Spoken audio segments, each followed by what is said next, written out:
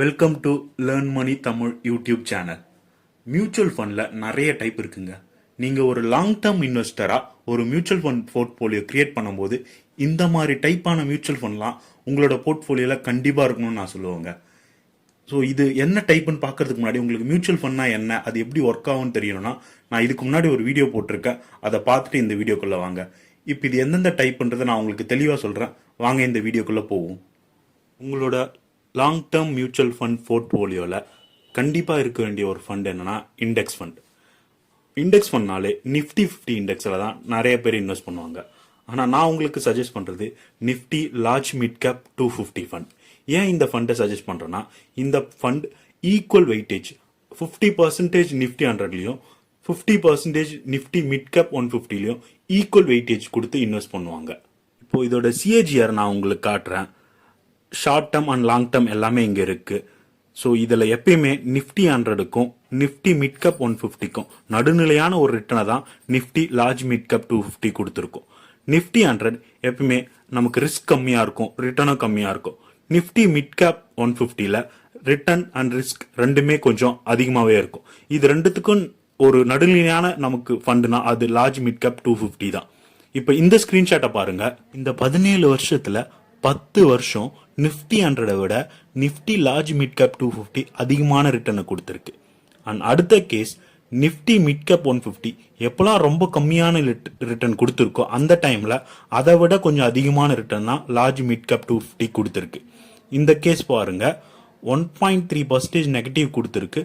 ஆனால் அதே டைம்ல லார்ஜ் மிட் கேப் 250 3.4% பாசிட்டிவ்ல தான் இருக்கு. அண்ட் 2018ல -12.6% கொடுத்துருக்கு நிஃப்டி மிட் கேப் 150. அண்ட் இங்க -5.2% தான் லார்ஜ் மிட் கேப் 250 கொடுத்துருக்கு. ஸோ இது ரெண்டுத்தை கம்பேர் பண்ணும்போது லார்ஜ் மிட் கேப் 250 நமக்கு ஒரு சேஃபான இன்வெஸ்ட்மெண்ட்டாக இருக்கும். அண்ட் அடுத்த கேஸ் போனீங்கன்னா செக்டர் டைவர்சிஃபிகேஷன். உங்களுக்கு நிஃப்டி 100ல எல்லா செக்டரையும் கவர் பண்ண முடியாது. அதே போல நிஃப்டி மிட் கேப் 150லையும் நமக்கு சில செக்டார்ல மிஸ் ஆகும். But Nifty large mid cap 250 வரும்போது நமக்கு டைவர்சிஃபிகேஷனும் நல்லாவே இருக்கும். நம்மளோட ஃபண்ட் எல்லா செக்டர்லையும் டைவர்சிஃபை ஆகும். கரண்டா ஜெரோதா, எடில்வைஸ், ஐசிஐசி இந்த 3 ஏஎம்சி இதில் இந்த இண்டெக்ஸில் ஃபண்டு வச்சிருக்காங்க. ஜெரோதால இதே ஃபண்ட் இஎல்எஸ்லையும் இருக்கு. நீங்க வேலைக்கு போறவங்க டேக்ஸ் சேவ் பண்ணனா இதை நீங்க கன்சிடர் பண்ணலாம். அடுத்ததா நான் உங்களுக்கு சஜஸ்ட் பண்ற மியூச்சுவல் ஃபண்ட் டைப் என்னன்னா ஆக்டிவ் ஸ்மால் கேப் ஃபண்ட் தான். ஸ்மால் கேப்னாலே கண்டிப்பா ரிஸ்க் இருக்க தான் செய்யும். பட் நீங்க லாங் டேர்ம் கன்சிடர் பண்ணும்போது ரிஸ்க் கொஞ்சம் கம்மி தான். கடைசி 10 வருஷத்துல ரொம்ப நல்லா பர்ஃபார்ம் பண்ண ஒரு 6 ஸ்மால் கேப் ஃபண்டை நான் உங்களுக்கு காமிக்கிறேன் பாருங்க. இதோட 3 இயர் 5 இயர் 10 இயர் எந்த டைம் பீரியடோட சிஏஜிஆர் நீங்க எடுத்து பார்த்தீங்கனாலும் ரிட்டர்ன் மோர் தென் 20% கொடுத்துருக்குங்க. இதுல Quant small cap fund 5 year சிஏஜிஆர்ல ஆல்மோஸ்ட் 50% ரிட்டர்ன் கொடுத்துருக்கு. லாங் டேர்ம் இன்வெஸ்டிங்ல 2 or 3% ரிட்டர்ன் வேரியேஷன் கூட உங்களோட ப்ராஃபிட்ல பெரிய டிஃபரெண்ட் ஏற்படுத்துங்க.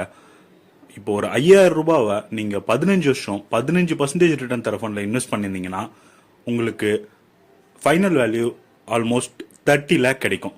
இதையே 15% பதிலாக அந்த ஃபண்ட் 18% ரிட்டர்ன் கொடுத்துருந்ததுன்னா உங்களோட ஃபைனல் வேல்யூ 30 lakhலேருந்து 40 lakh இன்க்ரீஸ் ஆயிருக்கும்.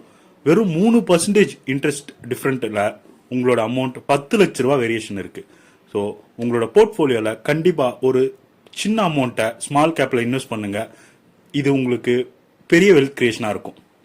தேர்டா நீங்க உங்களோட மியூச்சுவல் ஃபண்ட் போர்ட்ஃபோலியோல ஆட் பண்ண வேண்டிய மியூச்சுவல் ஃபண்ட் டைப் என்னன்னா அது ஃபிளெக்ஸி கேப் தாங்க. ஏன்னா இதுல தான் ஃபண்ட் மேனேஜருக்கு எல்லா ஃப்ரீடமும் இருக்கும். ஒருவேளை மார்க்கெட் கரெக்ட் ஆச்சுன்னா அந்த டைம்ல லார்ஜ் கேப் சேஃபா இருக்கும், ஸ்மால் கேப்பும் மிட் கேப்பும் ரொம்ப ஃபால் ஆகும்.